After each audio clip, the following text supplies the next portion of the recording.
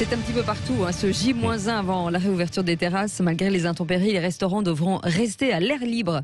Anne Fontaine est avec nous, gérant du restaurant Le Mesturet dans le 2e arrondissement à Paris, patron de la commission des maîtres restaurateurs du GNI Sinorca, le groupe national des indépendants de l'hôtellerie et de la restauration. Oui, bonjour Alain Fontaine.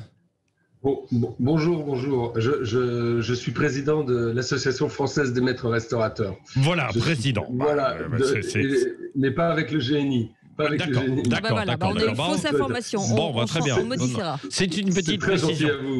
C'est une petite précision. Alain Fontaine, alors les bâches anti-pluie empêchent le renouvellement de l'air naturel, donc c'est proscrit. C'est ce qu'a dit notamment une élue à Paris. Il faudra utiliser des parasols. Est-ce que ça va vraiment être interdit partout et comment vous allez faire? Parce que demain, je regarde les prévisions météo et c'est vrai que globalement, c'est pas terrible.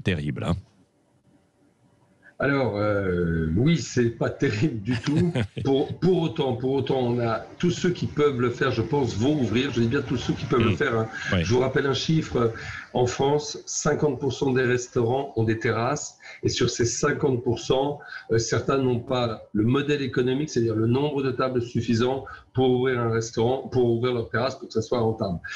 Bien sûr, Bruno Le Maire a fait un effort énorme, le gouvernement a fait un effort énorme en disant que les terrasses qui ont moins de 10 tables pourront juste séparer par un plexiglas du feuillage ou un paravent, et la jauge de 50% ne sera pas obligatoire pour les terrasses de moins de 10 tables. Pour les terrasses de plus de 10 tables, c'est les parasols, évidemment, mais c'était le cas l'année dernière dans les chartes sur Paris, sur la charte des terrasses. Nous n'avions pas le droit de mettre des barnums ou nous n'avions pas le droit de couvrir les terrasses. Évidemment, si vous couvrez les terrasses, vous recréez un intérieur dehors. Ouais. Oui, mais vous pouvez très bien mettre une bâche, en fait, les fameux bâches anti-pluie au-dessus, sur les côtés, puis laisser des aérations, tout de même, un peu comme plein de fenêtres ouvertes, non? Parce qu'il n'y a pas que les parasols, et puis tous les parasols, en plus, ne vous protègent pas forcément de la pluie avec un peu de vent, quoi. Non, tout à fait. Il y a les dais, c'est ce que j'ai fait chez moi, c'est-à-dire c'est des métals et c'est des armatures en métal. Ouais. Il y a 2 dais qui descendent de chaque côté, donc les gens sont abrités, mais 2 côtés, si nous avions des plus violentes, non. Donc les dais, les stores sont autorisés, les parasols, alors les parasols qui peuvent descendre un petit peu, mais en aucun cas ce qu'on appelle les barnums. Donc ça a toujours été comme ça, c'était l'année dernière comme cela. Pour autant, je peux vous dire qu'on a vu fleurir à peu près partout des bâches. Donc l'annonce c'est une chose, mais ce qui se passera, ça sera différent parce que l'envie est telle d'ouvrir que certains vont outrepasser cela. Est-ce qu'ils seront vraiment verbalisés pour un tel sujet? Il faut espérer que non. On a déjà été assez sanctionnés depuis maintenant un peu plus d'1 an. Donc je crois que pour une histoire de bâche, il va falloir quand même se détendre un petit peu.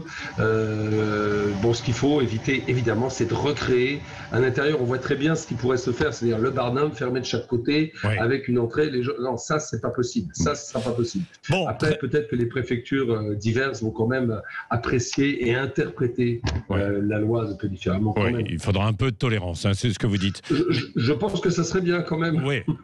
Merci beaucoup Alain Fontaine, on va vous laisser, on entend du bruit autour de vous, vous êtes en train de vous préparer pour demain, c'est ça quoi? Alors, oui, on va se préparer pour demain parce que nous on est ouvert, j'ai la possibilité, on est ouvert le midi en restauration et le soir on va faire des tapas et charcuteries parce que ce qui est important le soir, il y aura un petit orchestre, c'est de donner un sentiment non pas de libération, on est bien d'accord, c'est pas la libération de Paris, hein, restons dans les libération de toute la France.